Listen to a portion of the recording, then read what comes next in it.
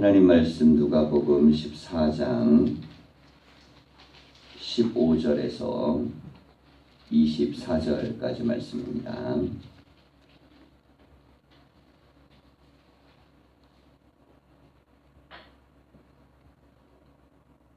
교독하겠습니다.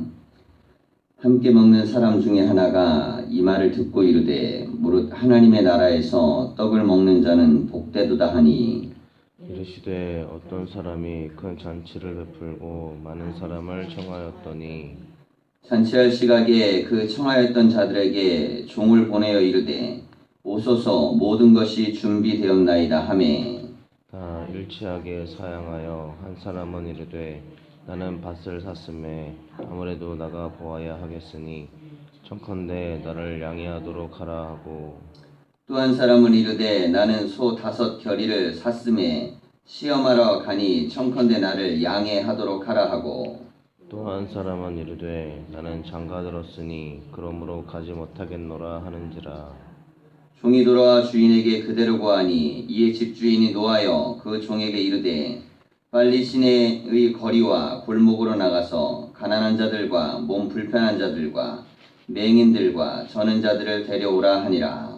종이 이르되 주인이여 명하신 대로 하였으되 아직도 자리가 있나이다. 주인이 종에게 이르되 길과 산 울타리 가로 나가서 사람을 강권하여 데려다가 내 집을 채우라.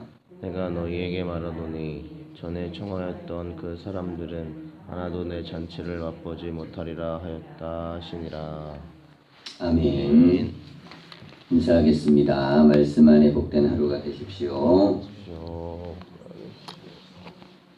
오늘 말씀의 제목은 큰 잔치의 비유에 대한 내용입니다.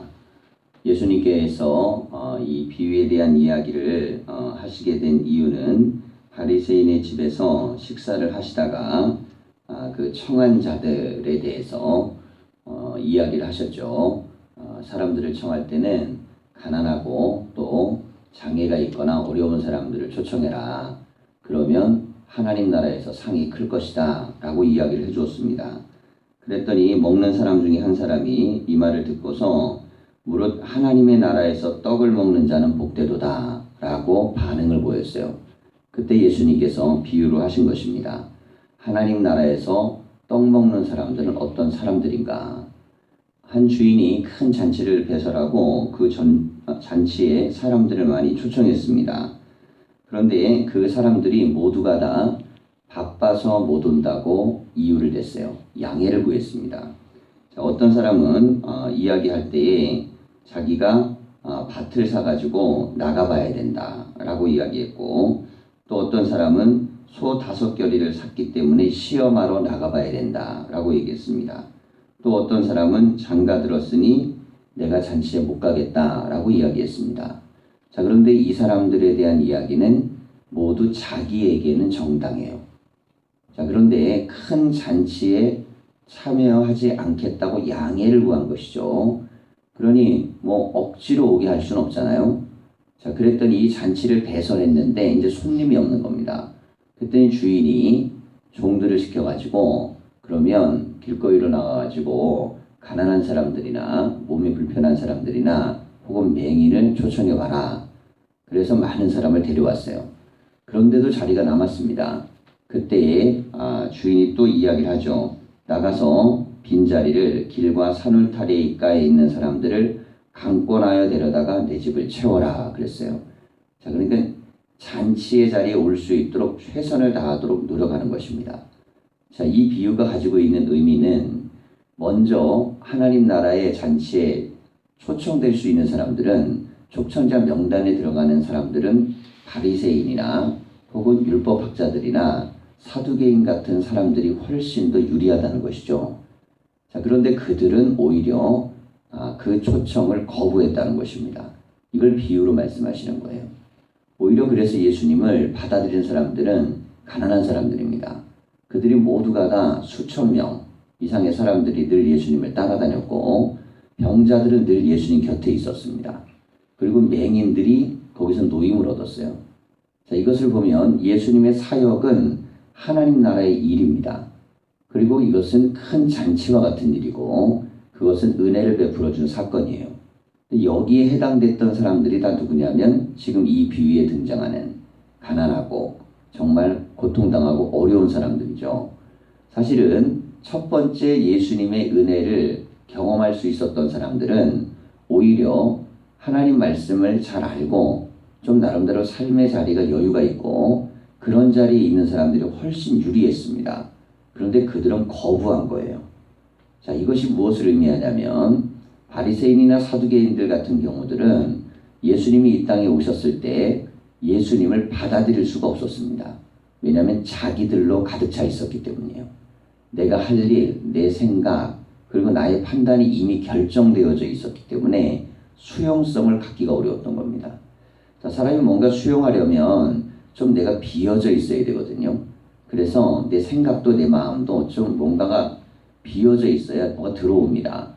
그 빈자리에 생각도 들어오는 거고 빈자리에 마음도 들어오는 것인데 이게 가득한 사람 같은 경우는 들어갈 겨를이 없어요. 그러니까 어떤 사람은 대화를 나누면 생각이 일절 그 사람 머릿속에 들어가지 않습니다. 자, 그 사람은 이미 자기 생각이 자기에 가득 차 있어요. 자, 마음도 그렇습니다. 어떤 마음을 한번 먹으면 고쳐 먹질 못해요. 자기 마음만이 정당하기 때문입니다. 자, 그런데 지금 여기 나와 있는 가난한 자들 못 배웠어요. 자, 그런데 못 배운 사람들이 생각이 없을 것 같지만 그렇지 않습니다. 배움이 없다 그래도요, 사람들 머리는 자기 수준만큼 상대적으로 꽉 차이게 돼 있어요. 자, 그런데 그들은 예수님의 생각을 받아들였습니다.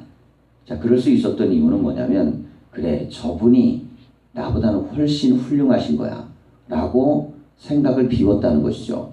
그래서 그 비운 생각 안에 예수님의 말씀이 들어갔고 그들의 마음은 예수님을 따라갔습니다. 예수님이 나에게 주실 은혜를 따라갔고 구원을 따라갔어요. 그랬더니 거기에 은혜와 구원을 주신 겁니다. 자, 그렇게 신앙은요, 얼마나 나를 비워내느냐의 훈련이에요. 얼마나 내 생각을 비워서 하나님 말씀이 내 안에 들어와서 작용하느냐고, 얼마나 내 마음을 비워서 거기에 그리스도의 마음이 들어오느냐입니다. 자, 그렇게 주님이 내 안에 들어와 거하실 수 있도록 만들어내는 것, 자, 이것을 무엇이라고 하냐면 이걸 믿음이라고 합니다. 자, 믿음이란 결국 주님의 생각과 뜻이 내 안에 들어와서 성령이 역사하도록 만드는 상태, 이게 믿음입니다. 근데 지금 이 가난한 자들이나 병든 자들이나 맹인 같은 이들은 모두가 다 그렇게 주님을 영접했어요. 자, 그럼에도 불구하고 주인은 더 많은 사람을 강권해서 잔치에 참여하게 한다. 이건 뭐냐면 훨씬 더 적극적으로 생명과 영혼을 구원하기 위해 길거리로 나서는 걸 이야기합니다. 자, 이것은 교회의 사명인데요. 여기에 종들은 교회가 됩니다. 그리고 특별히 사명을 맡은 우리 성도들이 되겠죠. 우리가 해야 될 가장 중요한 몫이 무엇이냐면 하나님 나라의 잔치에 참여할 수 있도록 사람들을 초청하는 것입니다. 근데 이것은 사람을 가려가면서 해서는 안 된다는 거예요. 오히려 여기에서는 잔치에 들어오면 안 될 사람들, 자, 이게 유대인들은요, 정상적으로 이런 생각들을 했습니다. 그들은 대부분들 어떻게 생각했냐면 자기 수준에 비슷한 사람들, 그리고 육신적으로 좀 멀쩡한 사람들, 이런 사람들이 잔치에 와야만 그 잔치 자리가 빛내겠죠. 그런데 그런 이들은 이미 거부했고 그와 반대적인 사람들을 초청합니다. 자, 이 주인의 초청을 보면 일반적인 유대인들의 잔치 자리하고 좀 차이가 나요. 자, 이게 하나님 나라의 잔치를 비유로 얘기하기 때문에 그렇습니다. 하나님 나라의 비유는 어떤 누구도 소외되지 않도록 초청한다는 것이에요. 자, 초청자의 명단에는 이미 부유하고 많이 배운 사람들은 이미 있었습니다. 근데 그들이 거부한 것뿐입니다. 자, 그리고 초청은 확장되었죠. 그래서 누구든지 올 수 있도록 열어놓으셨습니다. 근데 누구든지만 허락하신 게 아니고 강권해서 그 잔치에 참여하도록, 그러니까 적극적으로 우리가 하나님 나라에 참여하도록 전도도 하고 하나님 나라를 알리는 일을 해야 되는 것이 종들의 사명이라는 것이에요. 자, 그래서 신앙이라는 게 내가 한번 그 잔치에 가볼까? 그래갖고 오는 것이 아니고 그 주인이 종을 통해서 초청해서 그 자리에 오도록 만드는 것입니다. 그래서 믿음은 배워서 하는 것이고 그리고 가르침을 받아야 성장하게 되어 있습니다. 자, 신앙이라는 성장은요, 결국에서는 하나님 말씀을 들었을 때 그리고 그 들음이 나에게서 믿음으로 작용할 때 성장이 일어납니다. 오늘 우리가 주시는 이 예수님의 말씀을 보면 하나님 나라의 잔치에 초청받은 사람이 누구냐? 그 사람은 복되다는 것이죠. 유대인 중에 한 명이 그러잖아요. 그 자리에서 초청받아서 떡을 먹는 자가 복되다. 그랬더니 예수님이 오히려 그 초청받은 사람들은 당신 같은 사람들이 아니야 라고 하신 말씀이에요. 당신 같은 사람들은 어떤 사람입니까? 이 지금 바리새인의 집에 초청된 사람들은 부자들입니다. 그리고 나름대로 사회적 영향력이 있는 사람들이에요. 근데 당신 같은 사람들은 못 와. 왜냐하면 하나님의 말씀을 거부하고 그 초청을 거절하기 때문이야. 애둘러서 말씀하신 것입니다. 그래서 믿음이라는 게요, 신앙이라는 거는 배운 대로 믿음이 들어가는 것도 아닙니다. 학식 좋은 사람이 믿음이 빨리 자라는 것도 아니고 돈 많은 사람이 신앙을 또 잘하는 것도 아니에요. 무엇을 가지고 있느냐가 아니라 얼마나 비웠느냐가 중요합니다. 많이 배웠어도 생각을 비우는 사람이 은혜를 받고 많이 가졌어도 욕심을 비우는 사람이 은혜를 받는 것이에요. 그래서 그런 사람들이 하나님 나라에 합당합니다. 성경에도 구원받은 바리새인의 이야기가 있고요, 구원받은 부자의 이야기가 나옵니다. 그런데 그들은 소수예요. 왜냐하면 그들은 예수님을 영접하지 않았기 때문에 그렇습니다. 영접했던 소수만이 하나님 나라의 구원의 대상이 된다는 것이죠.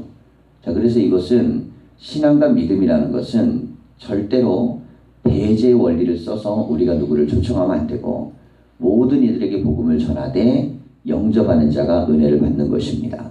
그리고 교회는 할 수 있는 한 주인의 명령대로 길거리로 나가고 그리고 산 울타리로 나가서 모든 영혼들이 하나님 잔치에 참여할 수 있도록 만드는 것, 이것이 우리의 사명이고 우리의 길입니다. 오늘 주어진 이 말씀을 붙들고 우리의 삶의 자리에서도 오늘 하루 하나님 나라 잔치에 영혼들을 초청하고 또 그들을 주님께 인도할 수 있는 복된 삶이 되시기를 간절히 축원합니다. 기도하겠습니다.